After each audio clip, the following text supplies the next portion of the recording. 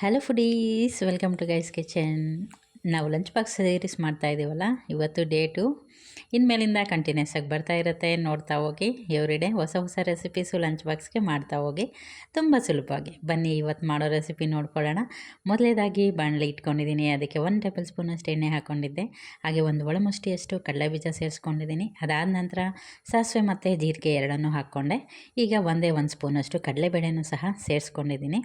ಇದನ್ನು ಸ್ವಲ್ಪ ಅಂದರೆ ಸಣ್ಣ ಊರಿನಲ್ಲಿ ಚೆನ್ನಾಗಿ ಫ್ರೈ ಮಾಡ್ಕೊಳ್ಳೋಣ.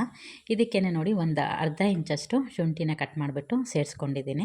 ಇದನ್ನು ಈಗ ಚೆನ್ನಾಗಿ ಸಣ್ಣ ಊರಿನಲ್ಲಿ ಹದವಾಗಿ ಫ್ರೈ ಮಾಡ್ಕೋಬೇಕಾಗತ್ತೆ. ಇದ್ರ ಜೊತೆಗೇ ನೋಡಿ ಒಂದು 10 ಗೋಡಂಬಿಯನ್ನು ಸಹ ಸೇರಿಸ್ಕೊಂಡಿದ್ದೀನಿ. ಇದನ್ನೆಲ್ಲ ಚೆನ್ನಾಗಿ ಹುರ್ಕೊಂಬಿಡೋಣ. ಈಗ ಇದಕ್ಕೆ 1 ಸ್ಪೂನಷ್ಟು ಉದ್ದಿನ ಬೇಳೆ ಅದನ್ನು ಸಹ ಹಾಕ್ಕೊಂಡಿದ್ದೀನಿ. ನೀವು ಉದ್ದಿನ ಕಾಳು ಸಹ ಹಾಕ್ಕೊಬೋದು. ಇದಾದ ನಂತರ ಹೆಚ್ಚಿರ್ತಕ್ಕಂಥ ಈರುಳ್ಳಿ, ಒಂದೆಸಲು ಕರಿಬೇವು, ಹಾಗೆ 2 ಹಸಿಮೆಣಸಿನ್ಕಾಯಿ, ಒಂದೇ ಒಂದು ಒಣಮೆಣಸಿನ್ಕಾಯಿ ಇಷ್ಟನ್ನು ಸೇರಿಸ್ಕೊಂಡು ಒಗ್ಗರಣೆಯಲ್ಲಿ ಚೆನ್ನಾಗಿ ಫ್ರೈ ಮಾಡ್ಕೊಳ್ಳೋಣ. ಈಗ ರುಚಿಗೆ ತಕ್ಕಷ್ಟು ಉಪ್ಪನ್ನು ಸಹ ಈ ಹದದಲ್ಲೇ ಹಾಕ್ಕೊಂಬಿಡೋಣ. ಎವ್ರಿಡೇ ಲಂಚ್ ಬಾಕ್ಸ್ ರೆಸಿಪಿ ಬಂದೇ ಬರುತ್ತೆ. ನೀವು ಇದನ್ನು ನೋಡಿಕೊಂಡು ಪಟ ಅಂತ ಮಾಡ್ಕೊಂಬಿಡ್ಬೋದು. ಬರೀ 3 ನಿಮಿಷದ ವಿಡಿಯೋ ಆಗಿರುತ್ತೆ. ಖಂಡಿತವಾಗ್ಲೂ ನೀವು ನೋಡ್ತೀರಾ ಅಂತ ಅಂದ್ಕೊತೀನಿ. ನಿಮಗೂ ಹೆಲ್ಪ್ ಆಗುತ್ತೆ. ಹೆಲ್ಪ್ ಆಯ್ತು ಅಂದರೆ ಖಂಡಿತ ನಿಮ್ಮ ಫ್ರೆಂಡ್ ಸರ್ಕಲಲ್ಲಿ, ಫ್ಯಾಮಿಲಿ ಸರ್ಕಲಲ್ಲೂ ಸಹ ಶೇರ್ ಮಾಡಿ. ಅವ್ರಿಗೂ ಸಹ ಹೆಲ್ಪ್ ಆಗುತ್ತೆ. ಮಕ್ಳಿಗೆ ಬಾಕ್ಸ್ ಕಟ್ಟಬೇಕಂತಲೇ ಅಲ್ಲ, ಹಸ್ಬೆಂಡ್ ಆಫೀಸ್ಗೆ ಹೋಗ್ತಾರಂದರೆ ಅವ್ರಿಗೂ ಸಹ ಬಾಕ್ಸ್ ರೆಡಿ ಮಾಡಬೇಕಾಗಿರುತ್ತಲ್ಲ, ಅಥವಾ ವರ್ಕಿಂಗ್ ವುಮೆನ್ಸು ಈಗಿನ ಕಾಲದಲ್ಲಂತೂ 90% ಎಲ್ಲ ವರ್ಕಿಂಗೇ ಇರ್ತಾರೆ. ಸೊ ಅವರಿಗೂ ಸಹ ಇದು ಹೆಲ್ಪ್ ಆಗುತ್ತೆ. ಅವ್ರ ಹತ್ರನೂ ನೀವು ಈ ಒಂದು ವಿಡಿಯೋನ ಶೇರ್ ಮಾಡ್ಬೋದು. ಹಾಗೆ ಇದಕ್ಕೆ ಒಂದು ಲೈಕ್ ಮಾಡಿ, ಇಷ್ಟ ಆಯಿತು ಅಂದರೆ ಮಾತ್ರ. ಲೈಕ್ ಮಾಡೋದಕ್ಕೆ ಖಂಡಿತ ಯಾವುದೇ ಚಾರ್ಜಸ್ ಇಲ್ಲ, ಆರಾಮಾಗಿ ನೀವು ಲೈಕ್ ಮಾಡ್ಬೋದು. ರೆಸಿಪಿ ಇಷ್ಟ ಆದರೆ ಮಾತ್ರ ಮಾಡ್ತೀರಾ ಅಂತ ಅಂದ್ಕೋತೀನಿ. ಈಗ ನೋಡಿ ಈರುಳ್ಳಿನ ಸಹ ಚೆನ್ನಾಗಿ ಬೆಂದಿದೆ. ಇದಾದ ನಂತರ ನೋಡಿ 1 ಹಿಡಿಯಷ್ಟು ಇಲ್ಲಿ ನಾನು ಸಬ್ಬಸಿಗೆ ಸೊಪ್ಪು ಅಥವಾ ಸಬ್ಸಿಗೆ ಸೊಪ್ಪನ್ನು ಸೇರಿಸ್ಕೊಂಡಿದ್ದೀನಿ. ದಿಲ್ ಲೀವ್ಸ್ ಅಂತಾರೆ ನೋಡಿ, ಇದನ್ನು ದಿಲ್ ರೈಸ್ ಅಂತ ಕರೀತಾರೆ.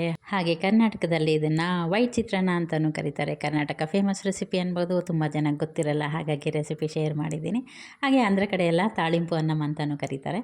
ನೋಡಿ ಒಂದೊಂದು ಕಡೆ ಒಂದೊಂದು ಥರ ಕರೀತಾರೆ. ಏನು ಕರೆದ್ರೆ ಏನು, ಹೊಸದೊಂದು ರೆಸಿಪಿ ಇನ್ಕ್ಲೂಡ್ ಆಯ್ತಲ್ಲ ಲಂಚ್ ಬಾಕ್ಸಿಗೆ, ಅಷ್ಟು ಸಾಕಲ್ವಾ. ನೋಡಿ ಈಗ ಇದರಲ್ಲಿ ನಾನು ಸಿಟ್ರಿಕ್ ಆ್ಯಸಿಡ್ ಅಂದರೆ ನಿಮ್ಮುಪ್ಪು ಅಂತ ಬರುತ್ತಲ್ಲ, ಅದನ್ನು ಸೇರಿಸ್ಕೊಂಡಿದ್ದೀನಿ. ನಿಮ್ಮ ಹತ್ರ ನಿಂಬೆ ಹಣ್ಣು ಇತ್ತಂದರೆ ಅದರ ಜ್ಯೂಸನ್ನು ಸಹ ನೀವು ಇದಕ್ಕೆ ಸೇರಿಸ್ಕೊಂಬಿಡ್ಬೋದು.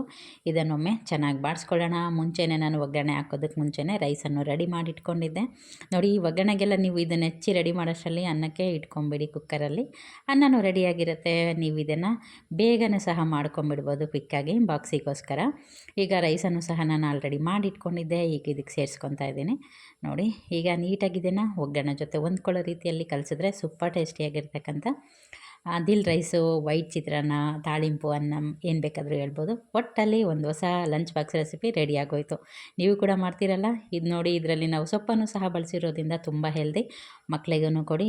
ಈ ರೆಸಿಪಿನ ಆದಷ್ಟು ಶೇರ್ ಮಾಡಿ ಅಂತ ಕೇಳ್ಕೊತೀನಿ. ಯಾರಿಗೆಲ್ಲ ರೆಸಿಪಿ ಇಷ್ಟ ಆಗಿದೆ ನೋಡಿ, ದಯವಿಟ್ಟು ಒಂದು ಲೈಕ್ ಮಾಡೋದನ್ನ ಮರಿಬೇಡಿ. Thanks for watching.